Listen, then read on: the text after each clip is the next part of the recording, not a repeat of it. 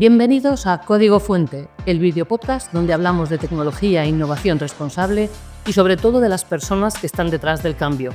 En un mundo que no deja de transformarse, la resiliencia digital se ha convertido en el verdadero motor de las organizaciones. Aquí conversamos con líderes, expertos y mentes inquietas que están construyendo el futuro. Ideas, experiencia y talento para entender hacia dónde vamos y lo que nos jugamos. Esto es Código Fuente. Ponte cómodo, que empezamos. Muy buenos días, Begoña Villacís. Muchas gracias por venir a nuestro video podcast Código Fuente de nuestra revista y de tu revista ya también, Iberia Magazine. Bien, muchas gracias por la invitación, Samira. Un placer.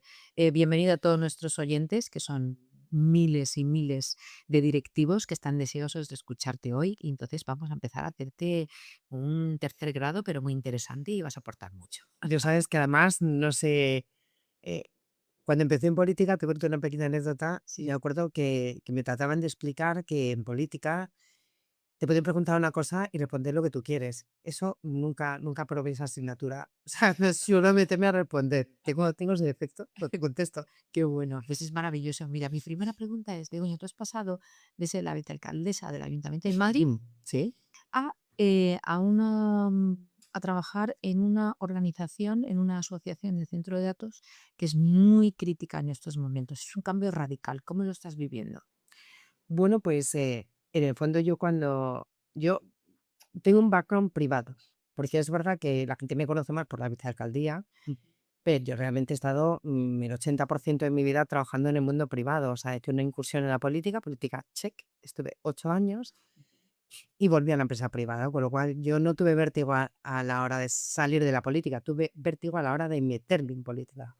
Entonces mi salida natural es, pues eso, volver al mundo privado. Es verdad que yo estaba en excedencia, pues yo creo que tener un oficio te da mucha libertad, porque luego vemos a muchos políticos atornillados ahí porque no se han dedicado nunca a otra cosa.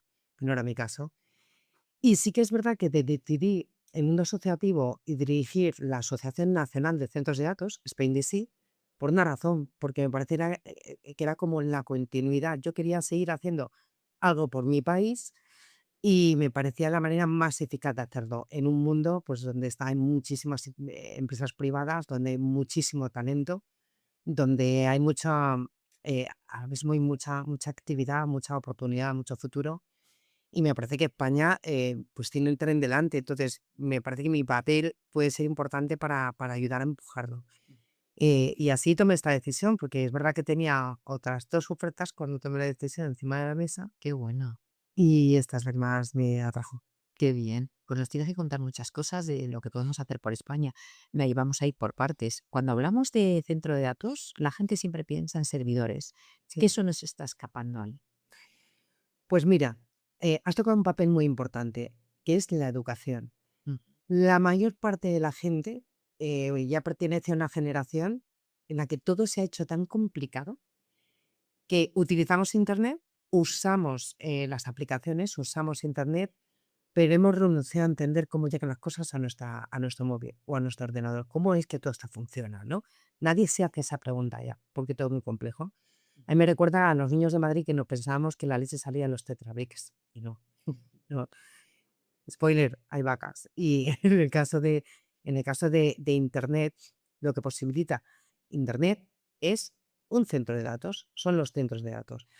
Que tú estás viendo una serie en una plataforma, estás utilizando un centro de datos. Que le mandas un WhatsApp a tu madre, estás utilizando en centro de datos. Que le mandas un Bigum a tu hija, un centro de datos. O sea, todo es posible gracias a centro de datos, porque lo que la mayor parte de la gente no sabe, porque es fácil entenderlo, porque todo conspira para que no se entienda, es que Internet es físico. O sea, hay centros de datos que son edificios, hay cables submarinos que conectan unos continentes con otros. Internet es físico. Pero claro, cuando te dicen que tú alojas las cosas en una nube, pues te vienes a pensar que es algo muy etéreo, ¿no? Que son ondas, ¿sí? Mm, No, la nube es un centro de datos también. mm. Hablamos mucho de soberanía digital en Europa, ¿no? ¿Estamos liderando o estamos reaccionando? Estamos reaccionando como siempre. Europa lleva ya muchas décadas eh, detrás. ¿Sabes lo que pasa? Que en los europeos ha habido un momento que hemos alcanzado un grado de la evolución en la que nos hemos acostumbrado a vivir tan bien, o sea, nos hemos sentido en la cúspide de la pirámide y hemos dicho, no, la industria, no, todo esto, no in my backyard, no, que se vaya a otro sitio, ¿no? Que se vaya a China o que se vaya a Estados Unidos o que no in my backyard. Nosotros consumimos, somos un país de servicios, somos una región de servicios y cuando nos hemos querido dar cuenta, estamos desindustrializados a tal punto que, bueno, yo es que fui muy consciente y la experiencia que más visible me hizo esta realidad fue ser vicealcaldesa en pandemia. Cuando dices, ¿dónde tenemos las fábricas de mascarillas? ¿Dónde tenemos las fábricas de respiradores? Entonces, hay una cosa que Europa se ha dado cuenta, yo me di cuenta en ese momento, y es, si no tienes industria, dependes de otros.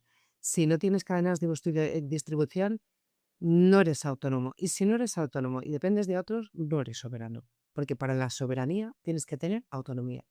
Una cosa va ligada a la otra. Y de repente los bordes, las fronteras han vuelto a levantarse porque la situación geopolítica actual pues, no la esperábamos hace 10 años, ¿no? Hace 10, 15 años nos pensábamos que ya todas las guerras iban a ser ciberguerras, que no iba a haber tantos conflictos físicos como estamos viendo ahora, que era un momento en el que se firmaban tratados de libre comercio entre los países, ¿no? Estaba floreciendo el comercio global y ahora no, ahora estamos ante una situación totalmente contraria, entre estados que se cierran y en ese momento Europa ha dicho, ostras, que ahora que vuelve las fronteras físicas, lo físico lo necesitamos tener aquí, necesitamos tener nuestra propia industria, necesitamos recuperar nuestra autonomía. Esto lo explica muy bien Draghi en su informe, ¿no? Si queremos competitividad, vamos a necesitar tener industria dentro de nuestras fronteras. Si queremos que los datos de nuestros ciudadanos estén protegidos, necesitamos que los datos de nuestros ciudadanos estén dentro de nuestras fronteras con nuestros estándares de derechos y garantías. Y si no, olvídate, no va a ser así. Entonces, es una manera de protegernos también. Pero como tú bien has dicho, Samira, hasta ahora tarde. Tarde. Y si tuvieras tú el poder de decidir, ¿qué 2 o 3 decisiones tomarías? Bueno, con respecto a esto o con Sí. respecto al mundo en general No, y a España en particular. Sí, en España, o sea, o en España o para liderar desde España y desde Europa, porque ahora mismo estamos reaccionando todos los países, ¿no? No solamente nosotros. Pues mira, te diría que en el ámbito de los centros de datos, yo ya te voy a decir una cosa, pensando en Europa, porque yo soy muy europeísta, pero hay muchas veces que para pensar en el global europeo tienes que actuar en local, en España.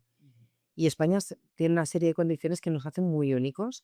Muchas de ellas no son mérito nuestro, no sé, vamos a decirlo. O sea, están en el centro geográfico, no son mérito nuestro, pero lo estamos.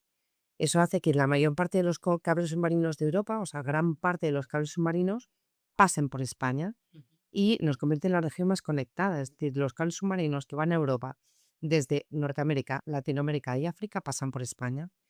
Entonces podemos permitir que pasen esos cables o bien explotar ese cruce de caminos e instalar físicamente las infraestructuras aquí para que se aprovechen los datos, se procesen los datos y aumentemos la capacidad de cómputo dentro de nuestras fronteras y seamos capaces de rentabilizarlo. Tenemos energía renovable, tanta energía renovable, que en julio del año pasado batimos el récord histórico de tirarla a la basura, porque no somos capaces de aprovecharla. Entonces la gente se piensa, no, es que nos falta energía. No nos falta energía. Tenemos tanta energía que la desaprovechamos todos los días. Decía desde Alec el otro día que cada día se tira a la basura energía por valor de 10 millones de dólares. Todos los días. ¿Por qué? Es escalofriante. Mucha gente que piensa que el consumo es un problema. No, el consumo es la solución. Se ha hecho una inversión enorme en energías renovables en este país, enorme, y a día de hoy veremos lo que pasa dentro del año. Pero es probable que mucha de esa inversión acabe en concurso de acreedores. ¿Por qué? Porque no tienen quien les consuma. Entonces no pueden generar acero. Tenemos mucha generación, pero no tenemos consumo. Y los data centers, los centros de datos, vienen a solucionar ese problema, a rentabilizar un oro que tenemos. O sea, tenemos una mina de diamantes, pero no tenemos vagones para extraerlo. Entonces, ¿qué es lo que tenemos que hacer? Tenemos la generación, que además es verdad, piensa que el consumo en la última década en Europa ha bajado y en España también como consecuencia de la eficiencia energética, pero sobre todo como consecuencia de la falta de industria. Tenemos mucha generación, tenemos el consumo llamando a la puerta, que son los centros de datos, que es la industria del futuro, es la industria del futuro. Entonces lo que tenemos que hacer es conectarnos, tenemos que invertir en redes, tenemos que tener un plan de transporte de energía que sale ahora, que mida esa realidad, que la contemple. Y tenemos que tener una herramienta, un plan de transporte de energía que sea más eficiente, porque se está haciendo, las últimas han sido quinquenales. Los 5 años ya no sirven de nada. O sea, no le podemos pedir a la gente que pida pensando en los siguientes 5 años, porque le estamos pidiendo que jueguen a ser Dios. Entonces, hay que aprovechar esa oportunidad por una sencilla razón. Y es que cada país ha tenido la industria que le ha lanzado. Por ejemplo, el ferrocarril en Estados Unidos, pensamos en ese momento. Los países luego llegarán al ferrocarril, pero ya llegan con décadas de retraso y esa evolución se nota. O sea, esos años de ventaja se nota y se nota mucho. Así que hay que hacerlo ahora. Hay que hacerlo ahora. Muy bien, vamos a la IA. La IA está disparando mucho la demanda de computación. Sí. ¿Estamos preparados para lo que viene? Es que no sabemos lo que viene. Mira, hay que partir de la base que nunca nos hemos manejado en la historia de la humanidad con tal grado de incertidumbre. Y que cuanto más sabemos, más nos damos cuenta de lo ignorantes que somos. O sea, no sabemos. Lo que sí que sabemos es que si crecemos tenemos que crecer de una manera sostenible. Y yo creo que el ámbito donde más garantías con respecto al consumo y con respecto a la generación pues ofrecen es, sin lugar a dudas, Europa. Entonces, hay que encontrar el término medio porque como nos sigamos poniendo tan exquisitos, pues al final se van a ir a otro lado, porque esta industria se deslocaliza. Entonces, tiene que haber desarrollo sostenible, pero para que haya desarrollo sostenible, para que sea sostenible, primero tiene que haber desarrollo. Entonces, yo creo que Europa está despertando a esta realidad. Ha aprobado recientemente el Solent Package, que precisamente para decir, oye, que tenemos un problema con los permisos, que tenemos un problema con la burocracia en esta región. Vamos a ponernos a solucionarlo. Y la gran batalla que nos viene ahora es del talento, los chips, los megavatios. ¿Qué opinas tú? Bueno, yo creo que la gran batalla es conseguir demostrar que la democracia es rentable. Mm. Qué buena observación. No, de verdad, porque le damos tanta vueltas a cómo regular las cosas y es tan lento que esto es como cuando miras una estrella y dices qué bonita. No, ya, pero no existe desde hace 100 millones de años. Entonces, ahora mismo, cuando tardas tanto en regular, ya estás regulando una realidad absolutamente obsoleta. Pues ya no existe esa realidad, porque la sociedad civil va mucho más rápido, los avances van mucho más rápido. Entonces tenemos que conseguir ser mucho más ágiles. Ese es el problema, que si no somos ágiles decidiendo, de alguna manera le estamos enseñando al mundo que la democracia no es rentable. Porque si nos comparamos con otros países donde no existen esos procesos democráticos, pues ellos van como un tiro, claro. No tenemos que ser mucho más ágiles y se puede. Se puede porque la democracia es la mejor de las fórmulas, ¿no? La que más respeta a la sociedad. Y eso no lo contrario a la eso choca de frente con la hiperregulación. ¿Cómo hacemos? Eso sí, tienen que relajar, tienen Que relajar un poquito, ¿no? de verdad. Sí, porque de verdad no se dan cuenta hasta el punto esos estériles, esos debates tan largos, tan improductivos. Cada minuto que perdemos es un minuto que no recuperamos. No. Sí que tenemos que ser mucho más rápidos. O sea, es así de sencillo. Y tú por tu experiencia en este entorno, bueno, aunque ahora mismo Dani tiene experiencia en este entorno tan nuevo, ¿no? Pero el bagaje sí lo para algo y la visión, y tú tienes mucha visión. em, Ahora mismo donde estamos, ¿cómo podemos distinguir lo que es una moda pasajera de lo que es una tendencia? Em, es que va a ser todo pasajero. Va a ser todo pasajero. Sí, o sea, nos tenemos que acostumbrar a que la precariedad va a ser la norma. Y ya lo estamos viendo en la sociedad. Tú antes pues tenías una casa en la que vivías toda la vida, por lo menos tus padres te trabajaban en un trabajo toda la vida. Tenías una pareja para toda la vida. O sea, hay muchas cosas ya no, o sea, es todo mucho más cambiante, ¿no? Entonces tenemos que acostumbrarnos a no vivir en un mundo de certezas y que se nos haga el cuerpo a eso. Nuestro escuela lo tendrá más fácil que nosotros.